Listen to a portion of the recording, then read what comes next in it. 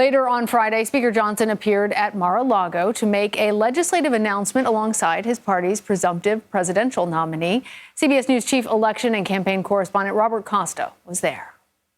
Former President Donald Trump and House Speaker Mike Johnson, two men who fought to overturn the 2020 election, called a press conference today to argue non-citizens should not be able to vote, despite the fact it's already illegal.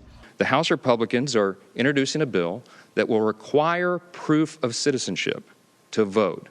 It seems like common sense. The Illegal Immigration Reform and Immigrant Responsibility Act of 1996 explicitly bans non-citizen voting in federal elections. Yet Trump and his allies have falsely claimed non-citizens constantly vote in elections.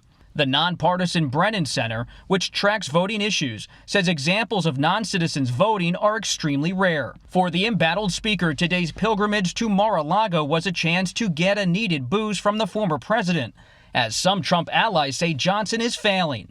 I explained all the reasons why he failed as our speaker. In recent weeks, Johnson has seen his grip on the gavel loosened as he has stumbled to find votes on surveillance legislation and funding for Ukraine. And his work on some bipartisan measures has sparked talk of a possible coup. I think he's doing a very good job. He's doing about as good as you're going to do. For Trump, the visit underscored his immense influence over the party, despite his legal issues, much like when then Speaker Kevin McCarthy came to Mar-a-Lago 3 years ago in the wake of the Capitol attack. And Robert joins us now from Palm Beach, Florida. So it's already illegal to vote as a non-citizen. Efforts like the legislation that Trump and Johnson talked about on Friday have been attempted on some government levels before. So how big of a problem is this really? How likely is it to succeed? It is already against the law to vote in a federal election as someone who is not an American citizen. But what you saw today from two of the top Republicans in the country was an effort to raise questions about the legitimacy of the upcoming presidential election. And that's a serious issue for American democracy, because former President Trump is not just someone talking about this issue randomly. He remains someone who has not conceded defeat in the 2020 election. He continues to falsely claim that President Biden stole the election from him. And that's the context of which this is all unfolding here in South Florida. And Trump was asked about the rift between Speaker Johnson and MAGA Republican Marjorie Taylor Greene. What did the former president have to say? Former President Trump was full of praise for Speaker Johnson. He wasn't exactly cheering him on, but he definitely signaled that he considers the speaker to be an ally. And it was important for Speaker Johnson to make this pilgrimage to Florida because he's in a precarious position with his speakership.